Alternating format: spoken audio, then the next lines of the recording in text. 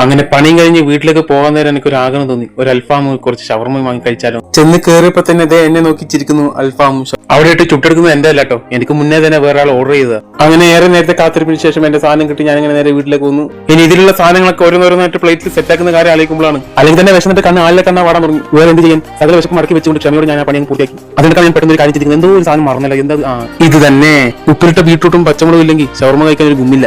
ഇനി വേറെ എന്തെങ്കിലും പ്ലേറ്റിലേക്ക് വെക്കാൻ മറന്നിട്ടുണ്ടോ എന്ന് ചെക്ക് ചെയ്തതിന് ശേഷം അങ്ങനെ ഒരു സാധനം ഇല്ല എന്ന് ഉറപ്പ് വരുത്തി ഞാൻ നേരെ അതും കൊണ്ട് ഡൈനിങ് ടേബിളിലേക്ക് വന്നു. ഡൈനിങ് ടേബിളിൽ വെച്ച് ഞാൻ എന്റേതായ ജോലി അങ്ങ് തുടങ്ങി.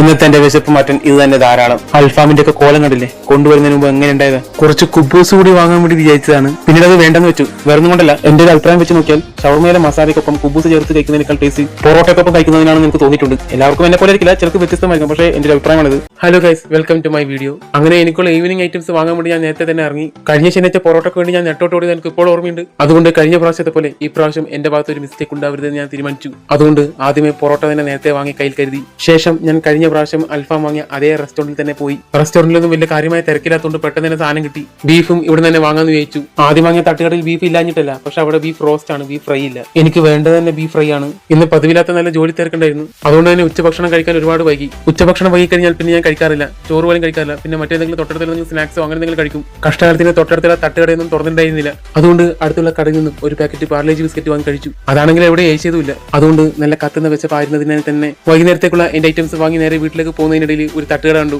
വണ്ടി നിർത്തി ചാടിക്കറി ഒന്ന് രണ്ടോ വാങ്ങി കഴിച്ചു. വീട്ടിലേക്ക് എത്തി ഐറ്റംസ് എല്ലാം സെറ്റ് ചെയ്ത് കുളിച്ചു തോർത്തി ഡ്രസ്സൊക്കെ ഇട്ട് കഴിക്കാനുള്ള ക്ഷമ എനിക്ക് ഉണ്ടായിരുന്നില്ല. കഴിച്ചോണ്ടിരുന്നപ്പോൾ പലഹാരം ഏതാണ്ട് ശ്രദ്ധിക്കാനുള്ള സാവകാശം പോലും വിശപ്പ് എനിക്ക് തന്നില്ല. അങ്ങനെ വീട്ടിലേക്ക് എത്തിയതിനു ശേഷം കുളിയും പരിപാടിയൊക്കെ കഴിഞ്ഞ് ഞാൻ എന്റെ പണി അങ്ങ് തുടങ്ങി. അങ്ങനെ ഉച്ചഭക്ഷണം കഴിക്കാൻ വേണ്ടി ഞങ്ങൾ ഒരു റെസ്റ്റോറന്റിന്റെ അടുത്തേക്ക് എത്തി. ഒരുമനയൂർ എന്ന പ്രദേശത്താണ് ഈ റെസ്റ്റോറന്റ് ഉള്ളത്. തൃശ്ശൂർ ജില്ലയിലെ ചാവക്കാട് ടൗണിനോട് ചേർന്ന ഒരു ഗ്രാമപ്രദേശമാണ് ഒരുമനയൂർ. ഒരു പുഴക്കരയോട് ചേർന്ന രീതിയിലാണ് ഈ റെസ്റ്റോറന്റ് സ്ഥിതി ചെയ്യുന്നത്. പുഴക്കരയോട് ചേർന്ന് നിൽക്കുന്ന ഭാഗമായതുകൊണ്ട് തന്നെ നല്ല കാറ്റും മൈൻഡിനെ നല്ല രീതിയിൽ കാം ചെയ്യാനുള്ള ഒരു അറ്റ്മോസ്ഫിയർ ഇവിടെ ഉണ്ട്. ഓലം മെടഞ്ഞു കെട്ടിയും മുളപടി ചേർത്ത് കെട്ടിയും അങ്ങനെ മൊത്തത്തിലൊരു പ്രൈമറ്റീവ് സെറ്റപ്പിലാണ് റെസ്റ്റോറന്റ് നിർമ്മിച്ചിരിക്കുന്നത്. കസ്റ്റമേഴ്സിനെ കാരണം ആടി ആസ്വദിക്കാൻ വേണ്ടി ഊഞ്ഞാലൊക്കെ റെഡിയാക്കി വെച്ചിട്ടുണ്ട്. പുഴക്കരയാണെങ്കിലും വെള്ളം വളരെ കുറവാണ്. ഒരുപക്ഷെ മഴക്കാലം മാറിയതുകൊണ്ടായിരിക്കാം. മഴക്കാലം വന്നു കഴിഞ്ഞാൽ ചിലപ്പോൾ നമുക്കൊന്ന് പ്രതീക്ഷിക്കാത്ത രീതിയിലേക്ക് വെള്ളം ഉണ്ടാവുക. അങ്ങനെ ഞങ്ങൾ അധികം നേരം നിന്നില്ല, വേഗം ഭക്ഷണത്തിനായിട്ട് ചെന്നിരുന്നു. കുറെ നേരത്തെ കാത്തിരിപ്പിന് ശേഷം ഫുഡും കിട്ടി. മറ്റുള്ള എല്ലായിടത്തും പോലെ ഇലയിലല്ല, ഒരു താലി ലെവലാണ് വിളമ്പിട്ട് നമുക്ക് കൊണ്ടുവന്ന് തരുന്നത്. അച്ചാറ്, അവിയൽ, സാമ്പാർ, രസം, മോര്, പപ്പടം, പിന്നെ അച്ചിങ്ങ തോരൻ, നമ്മുടെ നാട്ടിൽ ഇതിനെ തമരക്കായ് വറവ് എന്ന് പറയും. പിന്നെ കപ്പ വേവിച്ചത്, അതായത് നമ്മുടെ കൊള്ളി വേവിച്ചത്, പിന്നെ മീൻ കറി. ഊണ് കൊടുക്കുന്ന ഹോട്ടലിലൊക്കെ ഇങ്ങനെ ചോറിന്റെ കൂടെ കപ്പ വേവിച്ചത് കൊടുക്കുന്നത് എനിക്കൊരു ഫസ്റ്റ് എക്സ്പീരിയൻസ് ആണ് കേട്ടോ. വേവിച്ച കൊള്ളിയിൽ ഒരു കഷ്ണത്ത് മീൻ കറിയോടൊപ്പം കൂട്ടി വായിലേക്ക് വെച്ചപ്പോഴാണ് ഒരു കാര്യം ഓർമ്മത്, എന്തോ ഒന്ന് വിട്ടുപോയല്ലോ. അത് തന്നെ ഫിഷ് ഫ്രൈ. കൂടെയുള്ളവർ അതിലും മറ്റൊക്കെ ഓർഡർ ചെയ്തപ്പോൾ ഞാൻ ഓർഡർ ചെയ്ത് കുറച്ച് വ്യത്യസ്തമാണ്. വേറൊന്നുമല്ല, കൂന്തൽ ഫ്രൈ തന്നെ. സൈഡ് ഡിഷ് ആയിട്ട് വെച്ച ചെറുനാരങ്ങ കൊണ്ട് ഞാൻ അതിനൊരു പിടി അങ്ങ് പിടിച്ചു. കൂന്തൽ വരട്ടിയതും കറി വെച്ചതും അല്ലാതെ ഫ്രൈ ചെയ്ത് ഇന്നുവരെ കഴിച്ചിട്ടില്ല. അയിലയും മത്തിയും പൊരിച്ചതൊക്കെ നാട്ടിൽ ചെന്നാലും കഴിക്കാമല്ലോ. അങ്ങനെ വയർ നിറച്ച് മനസ്സ് നിറച്ച് കുറച്ചു നേരം റെസ്റ്റ് എടുത്തതിന് ശേഷം ഞങ്ങൾ അവിടെ നിന്ന് യാത്രയായി. Hello guys, welcome back to my video. ഇന്ന് ഞാൻ വീണ്ടും ഒരു കല്യാണ ഫംഗ്ഷൻ വീഡിയോയുമായിട്ട് വന്നിട്ടുണ്ട്. ഇതിപ്പോ രാത്രിയിലാണ് പരിപാടി നടക്കുന്നത്. ചടങ്ങുകളൊക്കെ ഉച്ചയ്ക്ക് കഴിഞ്ഞെന്ന് തോന്നുന്നു. ഇതതിന്റെ ഫംഗ്ഷനാണ്. ഞാൻ താമസിക്കുന്ന വീടിന് 100 മീറ്റർ അകലെയാണ് പരിപാടി നടക്കുന്നത്. കുറച്ച് സമയം കഴിഞ്ഞിട്ട് ഇറങ്ങിയാൽ തിരക്ക് കുറയുന്ന വെച്ചിട്ടാണ് വൈകിട്ട് ഇറങ്ങിയത്. പക്ഷെ തിരക്കിനൊരു കുറവില്ല, കൂടുന്നതല്ലാതെ.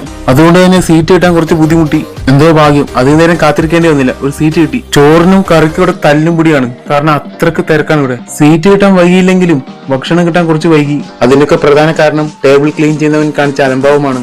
വയറ്റുവാദം കൊണ്ട് മരടൊക്കെ കടഞ്ഞ പ്രയത്നം കൊണ്ട് എനിക്ക് വരുന്ന സാധനങ്ങളൊക്കെ മുമ്പിലെത്തി. സമയത്തൊക്കെ ആയിട്ടും തിരക്കിന് ഒരു സമയം വന്നിട്ടില്ല. അങ്ങനെ ഫുഡ് കഴിഞ്ഞ് കൈയും കഴുകി കുറച്ച് ഫ്രൂട്ട്സ് കഴിക്കാൻ ചെന്നപ്പോൾ അവസ്ഥ വീണ്ടും പ്രതികൂലം. ഈ കരിമീൻകാട്ടിൽ ആന കയറി എന്ന് പറയുന്നില്ലേ, ഇത് അതിന്റെ വേറൊരു വേർഷൻ. എന്താടാ ഇത്, ഒരു മരുന്നിന് ഒരു കഷ്ണം ബാക്കി ചെല്ലുന്നു. അവസാനം ഒരു ഭാഗത്ത് കുറെ നാരങ്ങ അല്ലി ബാക്കി ഇരിക്കുന്നുണ്ട്. ഒരു കഷ്ണം പോലും ബാക്കി വെക്കാതെ ഇത്രയും ഫ്രൂട്ട്സ് തിന്ന് തീർത്ത് ആ നാരങ്ങ മാത്രം ബാക്കി വെക്കാൻ ഇവന്മാർ കാണിച്ച ആ മനസ്സിന് നന്ദി പറഞ്ഞുകൊണ്ട് ഞാൻ എന്റെ വീട്ടിലേക്ക് തിരിച്ചു. ഫംഗ്ഷന് വരാൻ കുറച്ചും കൂടി വൈകിയിരുന്നെങ്കിൽ ഫുഡ് പോലും കിട്ടത്തില്ലായിരുന്നു. ഇത് ആദ്യമായിട്ടാണ് ഇങ്ങനെ അനുഭവം.